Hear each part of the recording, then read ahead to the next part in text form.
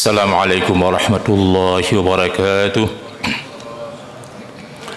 Alhamdulillahilladzi bayyana lana al-haram wal bayyana al-halal wal haram. Wassalatu wassalamu ala sayyidil anam Muhammad wa ala alihi sahbihi ajma'in.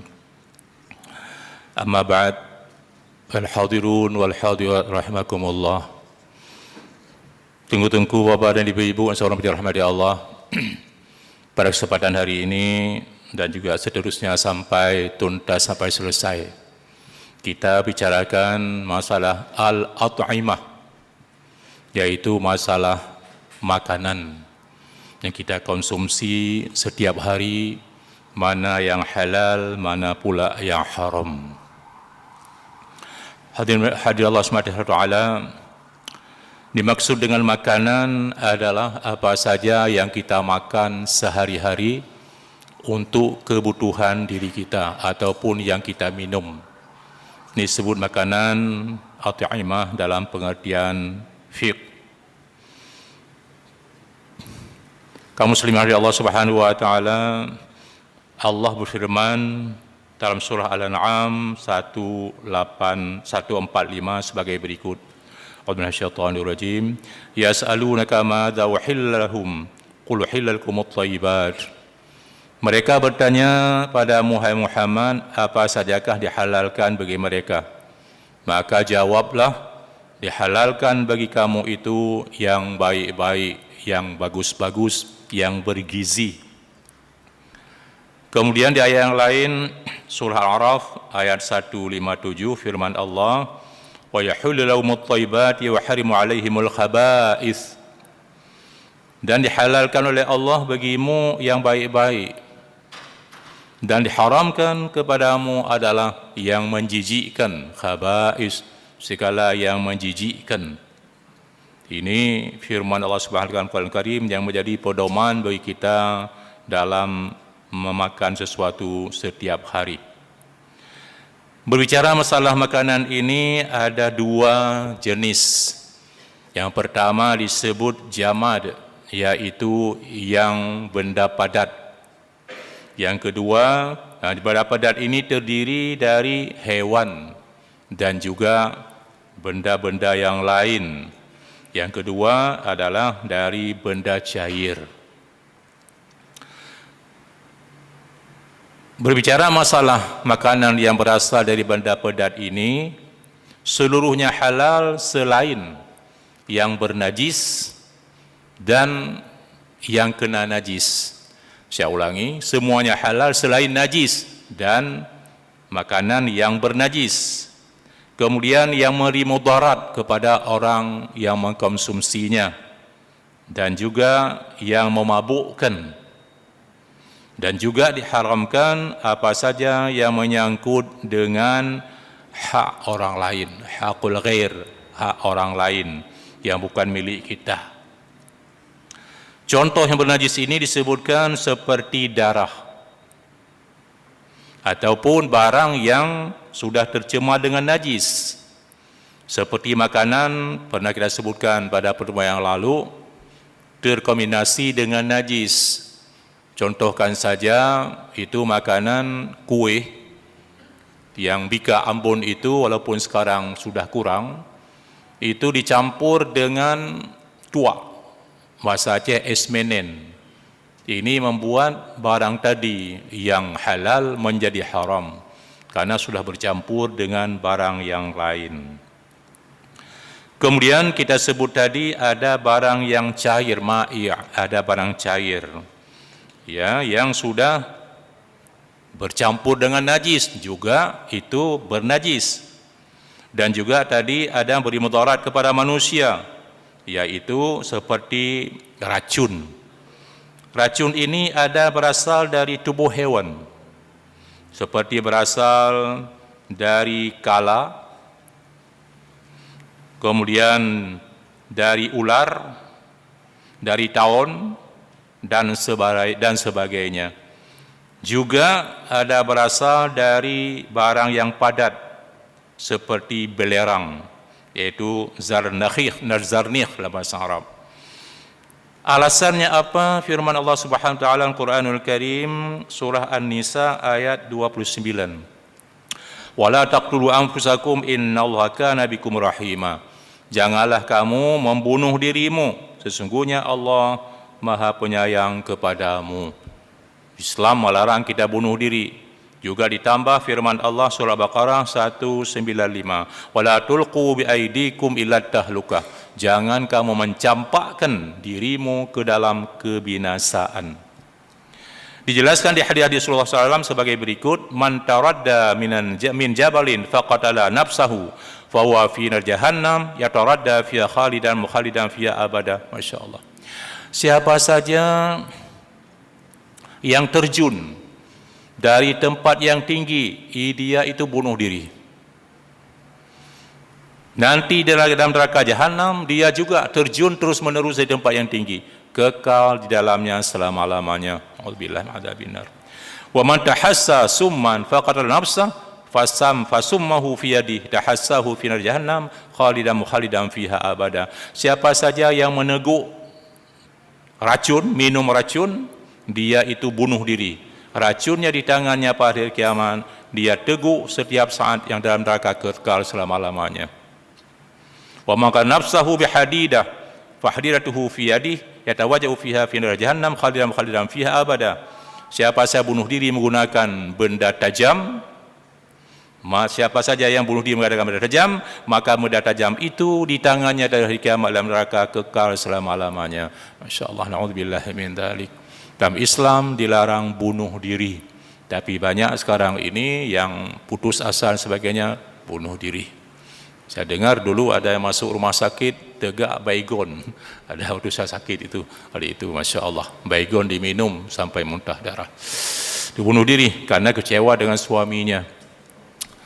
Kemudian menyangkut dengan racun ini kalau memberi mudarat kepada manusia, karena ada racun itu yang bermanfaat, sedikit dia tidak banyak. Termasuk obat-obat itu kimia, ya kalau banyak mati kita, mengandung racun, dia punya dosis tertentu.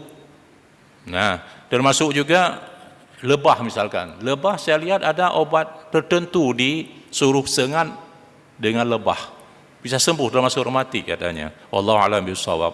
Nah, ini tidak mudarat orang bersangkutan. Tetapi kalau tawon berapa puluh ekor itu bisa mati kita. Rasulullah menyebutkan la darara wa la dirara. Islam ini tidak memudaratkan diri sendiri, tidak pula memberi mudarat kepada orang lain. Ini hadis ini sangat terkenal. Termasuk ke dalam hal mudaratkan ini adalah dukhan. Ya, dukhan rokok, tadkhin kalau Islam tadkhin merokok. Dukhan rokok. Termasuk dalam racun ini adalah rokok karena mengganggu kesehatan manusia sendiri yang menggunakannya. Ya, kita melihat kalau kata dokter cukup banyak penyakit disebabkan rokok ini. Cukup banyak penyakit. Dan juga dalam pergaulan sehari-hari kita melihat orang merokok itu bau mulutnya tidak enak. Tangannya, giginya sampai kuning. Kemudian kita lihat pula mengeluarkan duit dengan percuma, bakar duit, kemudian timbul penyakit, kemudian berobat lagi. Pasti itu sangat merugikan dalam kehidupan umat manusia, sehingga merokok itu dilarang. Nah, cuma anehnya pemerintah ya juga masih membenarkan ada reklame rokok. Ini heran pula saya, kenapa jadi begitu? Sebenarnya mudah saya tutup saja beli rokok selesai, kan begitu? Tapi dengan alasan tenaga kerja dan sebagainya, Masya Allah, sehingga orang merokok tambah banyak yang ketagihan. Jadi rokok itu paling kurang makruh, hukumnya makruh, paling kurang makruh. Semua, tapi herannya kita ada pula yang tengku ulama merokok. Itu jangan jadi contoh. Yang contoh bagi kita, yang jadi contoh yang baik, bukan tidak baik. Yang kita lihat tengku merokok, lalu merokok cid. Bukan demikian dalam kita kehidupan dalam soal beragama ini. Baik, termasuk merokok ini disebut di sini tabdzir dhiya'ul lil mal, yaitu menyia-nyiakan, mubadir, menyia-nyiakan harta kita. Kemudian juga termasuk yang memabukkan ini seperti khamar. Dan lain-lain pula termasuk jenis mukhdarat, jenis narkoba, narkotik. Ini barang diharamkan. Tapi narkotik ni, narkoba kalau perlu, seperti pada kedokteran, ya to bius, ni doktor bius ni muka. Ya, itu halal. Kenapa? Itu tidak ada cara lain untuk kita operate, untuk operasi. Itu lain ceritanya. Kalau tidak perlu, tidak dibenarkan. Hadirin rahmati Allah Subhanahu wa taala. Kemudian berbicara dengan masalah binatang, sedikit lagi, berbicara dengan hak orang lain tadi. Hak orang lain yang bukan hak kita. Seperti barang masruk yang kita curi, bukan milik kita. Maghdub yang dirampas. Kemudian ghulul yang diselewengkan, korupsi. Ini bukan milik kita. Ini adalah termasuk hal yang diharamkan, tidak dibenarkan. Selanjutnya masalah binatang ini ada 3 jenis. Ada binatang hidup di darat, ada binatang disebut bahri, hidup di laut. Ada binatang yakunu fil barri wal bahri, ada binatang yang hidup 2 tempat, amfibi, hidup di laut, dalam air, dan hidup pula di darat. Termasuk di sini yang diributkan dulu kepiting. Kepiting itu apa? Halal atau haram? Ini saya melihat dulu pernah difatwakan oleh ulama Indonesia Pusat. Kepiting itu haram hukumnya, tidak boleh dimakan. Kemudian berapa lama kemudian ada yang protes, dibawa anggota Majelis Ulama Indonesia, dilihat bagaimana pembudidayaan kepiting. Berapa lama kepiting bisa hidup? Rupanya tidak lebih, paling lama 1 minggu 10 hari. Berarti dia itu hewan air. Maka oleh ulama diralat kembali, Majelis Ulama Indonesia Pusat meralat kembali, kepiting itu menjadi halal. Masya Allah. Maka kalau orang suka kepiting, coba diharamkan, susah pula ya. Tapi kalau haram tetap haram. Ini karena dilihat hidupnya itu bukan 2 tempat, hidup 1 tempat. Yang aneh itu keadaan dia demikian, katanya kodok halal. Masya Allah. Kepitingnya haram, itu aneh pula di Jawa begitu saya lihat. Nah, kemudian tunggu dalam bahasa Allah Subhanahu wa taala tentang pengharamannya ini, tentang makanan ini ada 3 kelompok. Pertama, ini kajian kita akan datang nanti. Pertama, ada nas yang menghalalkannya, memubahkannya. Kelompok pertama ada nas, ada dalil Al-Quran dan hadis yang menyatakan halal. Kelompok pertama. Kelompok yang kedua adalah ada nas, ada dalil Al-Quran dan hadis yang mengharamkannya. Pertama halal, kedua haram. Yang ketiga masakata'nu syari', yaitu yang tidak ada dalil Al-Quran dan hadis yang mengharamkan ataupun yang menghalalkan. Yang kalau sekarang terjemah di sini, yang diam syariat, diam tidak menjelaskannya. Jadi ada 3 kelompok ini. Kemudian terhadap kelompok yang kedua yang haram tadi, alasan diharamkan ada 5 hal. 5 hal diharamkan alasannya. Pertama, ada nas yang mengharamkannya. Yang kedua, diharamkan karena disuruh membunuhnya, disuruh bunuh seperti ular, maka haram kita memakannya. Yang ketiga, karena dilarang membunuhnya, seperti dilarang bunuh katak, kodok, haram kita makan.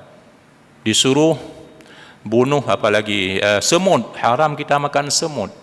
Maka disuruh bunuh semut, saya ulangi, dilarang bunuh semut, ya, maka haram kita makan semut. Ini contoh-contoh ya. Kemudian yang keempat, karena beri mudarat kalau kita memakannya. Ya, misalkan hidup di laut, semua makanan di laut halal, tetapi ada kalau kita makan seperti ikan bukum itu membuat kita racun, bisa mati. Ini menjadi haram karena mudarat kalau makannya.